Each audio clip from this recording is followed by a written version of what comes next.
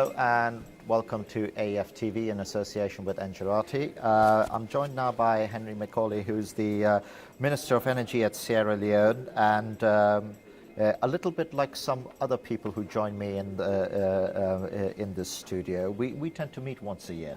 Exactly, it should be more frequent. We must break that habit. We have to. But welcome, and thanks again for joining me. It's always great to talk to you. And so just for people who may be watching this for the first time, I'm just going to put our annual conversation into context for them. You know, when we first spoke, I think it was 3 years ago, it was around your plans for IPPs and setting up that sort of framework within Sierra Leone. Last year, you made a very, very big plea about, well, we can create all this generation, but our job isn't just to generate power. It's about delivering the end result, which is evacuating it, getting it to the people. So that transmission and distribution piece. So if we can carry the narrative on, could you just give us a couple of minutes about where are we, what's progressed, and then it'd be quite nice to talk about other things that you're doing to bring that on, because you've been busy. Thank you very much, Adam, and always a pleasure to see you. Great to see you again, and indeed we must break that habit of the annual meeting. Yeah. At least it should be twice a year. At least twice. Yes. At least twice a year.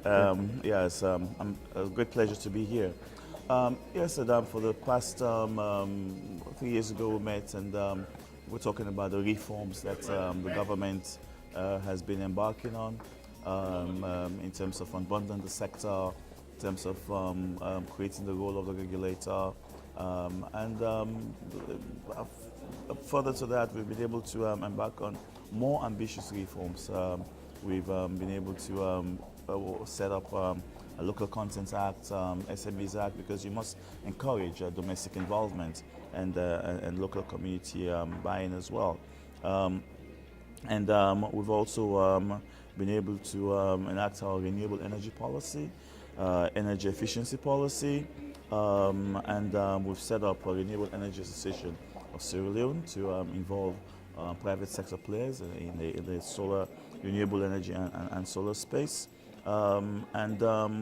Currently also in conjunction with the MCC, Sierra Leone has a threshold grant from the MCC Corporation, Millennium Challenge Corporation in the United States, and we're using that to build capacity. We're going to deliver a collection account, which is going to attract private sector. We're working on a sector-wide budget to know exactly what gaps we're going to be expecting, financial gaps, and we're also working on what we call a tariff methodology, because at the end of the day, it does come back to money. So how much will investors realize in terms of their internal rates of return, and how much eventually consumers have to pay for electricity. So all this has been done in terms of reforms and policies. But of course, as I think the World Bank themselves stated when they did their Africa Infrastructure Diagnostic survey and report in 2008, reforms alone are not enough. Without generation and distribution transmission, reforms are meaningless. So therefore, we have embarked on these reforms, but we've also kept in focus some of the things we spoke about in terms of the evacuation of the power. And I'm happy to say quite a lot of progress has been made in transmission. We just broke ground for the West African Power Pool. That's a regional transmission line that connects Cote d'Ivoire, Liberia, Sierra Leone, and Guinea. Construction should start this year. It's a 225 kV line, over 1,000 kilometers long. That's a significant process because it will help for us to be able to evacuate power to other countries. And we also have started the procurement process on another 225 kV line funded this time by the Indian government, the Indian Exim Bank. So that is also going to strengthen our transmission, bumping us up from the 161 kV line which exists now to 225 kV. We hope to complete the network as a backbone. In terms of distribution, we have a few projects going on, very important projects. We have one funded by the IDB, which is a strengthening medium and low voltage distribution lines and going into new areas. We have one funded by ECOWAS, which is bringing electricity right now to parts of Freetown, in areas where you have a lot of touristic activities, a lot of large hotels. They haven't had access to energy for a few decades. We have one funded by JICA, which is also going to bring some new 33 and 11 kV lines and go into new areas, unserved communities. And we have one also funded by the World Bank, which is going to set up a 3 kV line where we used to have an 11 kV, and that will upgrade the network in that area. We also have been able to secure a very good project for the next two largest cities of Sierra Leone, Bo and Kenema. That's a $50 million project which will change and upgrade the entire network in those two cities and improve access to electricity. So you can see that quite a lot of work is being done in transmission and distribution. So now we have to ensure that we have the generation to drive these developments, otherwise the transmission and distribution will be a waste of money.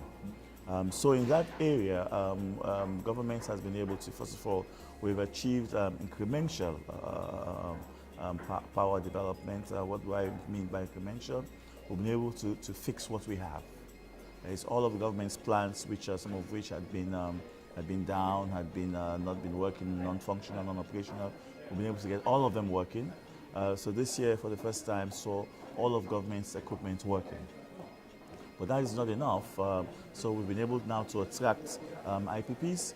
We just concluded the tender process for 50 megawatt solar IPP on-grid solar. That is to give us an energy mix. And we just also concluded a 30 megawatt HFO IPP, because that's supposed to give us a base load and keep the power stable as we grow the market. And we plan to do more in terms of now looking at how we can deploy technology such as LPG. And unfortunately, we don't have domestic gas. But now I think technology makes it possible to import gas and actually run gas turbines affordably. So we're working with some big players in that area to do that. But you needed to put in that, I always use this line that the network is the platform. Unless you've got the network, it doesn't matter what you do, you just end up with isolated nodes that don't put something. Standard generation, we call it. Exactly, yeah. And we, I'd just kind of like to go back to it, because there's so many people who I interview who say, we need more IPPs, and you've even seen that issue come to life in South Africa, where they piled on so many IPPs, and good success, but someone forgot to strengthen the network and make it. It seems to me that are you getting that balance right between those two? Well, you see, I think one of the advantages of ambition is that it creates innovation, and the doctrine of necessity, as President Baba put it, teaches you how to design fit-for-purpose models for your solutions. So now what we're doing, we have a lot of distribution work going on, which will in fact double or triple our current capacity to evacuate. But in addition, we're going to make it a policy that every IPP should come in with an ancillary offer to ensure you evacuate all the power you're going to be generating. And if even it means a couple more cents on the tariff, but it's worth it. And the reason why I say this is because governments do not have the funding available to quickly achieve the scale-up of the distribution capacities necessary. Yet the people need power. I mean, the cost of delivering power is much smaller than the cost of not delivering power. So you can see that that is a must. So we're talking with some potential developers, and they say we will build a network. We don't mind to build a network to evacuate our power, and that is one model we're pursuing. And I think that the other thing that we need to make sure we do is also that will work closely with the regulators, because that's their job really, to ensure that there's fair play, that whatever tariffs are being charged are workable. And again, changing that perception of willingness to pay and ability to pay. I think you only need to ask people who require power and require more power quickly, and you'll have your answer. So we're hoping that we're ticking all of the right boxes. And one of the other things that I'm starting to see come up, and there have been a number of companies that have approached us at Engerati, certainly, where they said, listen, we're building this thing, do you think it's viable? These companies who are building almost like, it's more for the rural electrification piece, but power plants in a box. So a big shipping container with a battery and a diesel generator and so on. Do you see a place for those sort of things? Do you see them as an ability where we again look at power, and we keep saying look at power in the African context.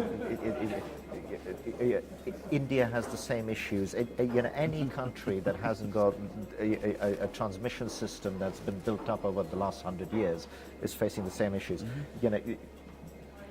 We should be looking at leapfrogging it somehow, and being able to bring those containerized technologies in as the price points drop, as it becomes affordable.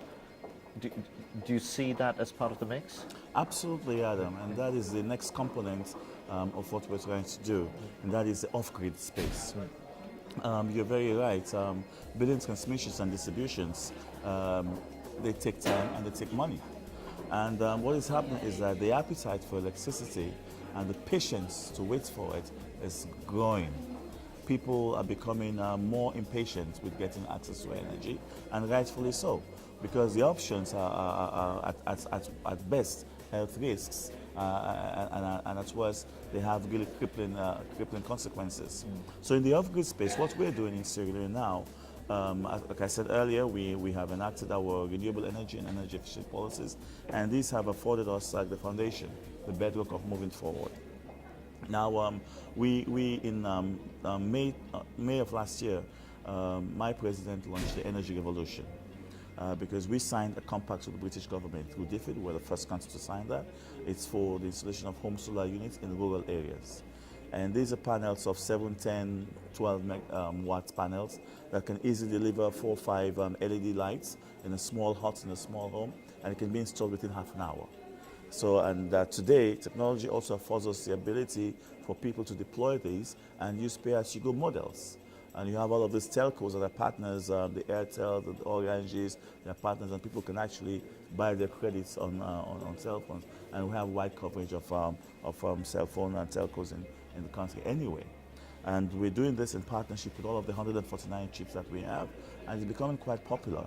We've been able to attract, it's a private sector initiative, and we'll be able to attract some big names like Ignite Solar Power, Barefoot Power, the Azuris of this world, and so on and so forth, who are coming in. And we've been able to grow the numbers up to maybe over 100,000 now, as we speak, even though Mr. President has given us a target of 250,000 by the end of this year. So that's one thing we're doing in the off-grid space. The other thing we're doing is mini-grids, because whilst the home solar units are enough to just light your little house, and charge your phone and charge your solar radio, but people are looking at having more power. For example, they want to run their refrigerator, they want to run a television, maybe somebody wants to open a small barbing salon, hair salon, even in the rural areas. So mini-grids will provide the answer for that. And in mini-grids, what we're doing, we have a project funded by DFID being implemented by UNOPS. By the end of this year, by the end of this month, rather, we're going to be doing 50 standalone units, the containerized version that you're talking about. And they will provide immediate electricity 24 hours a day to 50 community health centers, hospitals. And those 50 standalone units will be converted into mini-grids by the end of this year. Right, so you're taking the approach of solve the immediate problem, this hospital needs power, but do it in this way, Exactly. and then join it all up. Join it all up. Yeah. And that 50 milligrids will be expanded to maybe up to 100 milligrids in 2-3 years. And this is because our new strategy is an integrated approach to energy access. The on-grid and the off-grid both becoming components in this combined strategy for people to have electricity. And that seems to me to be the new wave of where we're going. Just before we end on it, I was very interested to hear when you said you've got an energy efficiency policy. The reason why I want to bring it out is because no other minister from anywhere else in Africa that I'm interviewing is saying we've got an energy efficiency policy. So it'd be quite nice for you to just talk a little bit about, you know, what were you trying to do there, and how is it, you know, how is it one of those other bricks in your sort of blended energy mix? Well, you know, I recall we had a visit, I think it was from the Swedish foreign minister in Sierra Leone some years ago, and she said the energy that you save is the energy you don't use, something like that. Yeah. It was quite interesting at the time. But believe it or not, if we practice more energy efficient electricity handling, we should be able to save maybe up to $6 million a year. And that's because a lot of customers still use incandescent lighting, which is arguably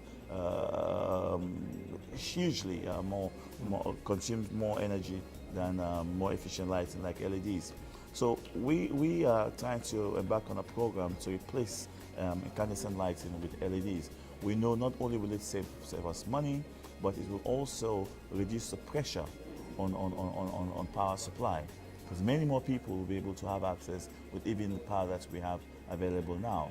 In addition, going forward, we have to sign some interministerial agreements with like the Ministry of Trade, for example, where you have the Standards Bureau sits there to ensure that even appliances, air conditioners, refrigerators that are coming in now, that they are energy efficient appliances, because all of that will reduce the consumption. And why is this also important commercially is because with reduced consumption per household, then you can start looking forward to more cost-reflective tariffs, which will again in turn attract the private sector, because they're always looking at the end game.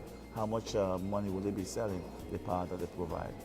So it is a very big part of our strategy, of our policy reforms, and I think we've started on it, but more work needs to be done.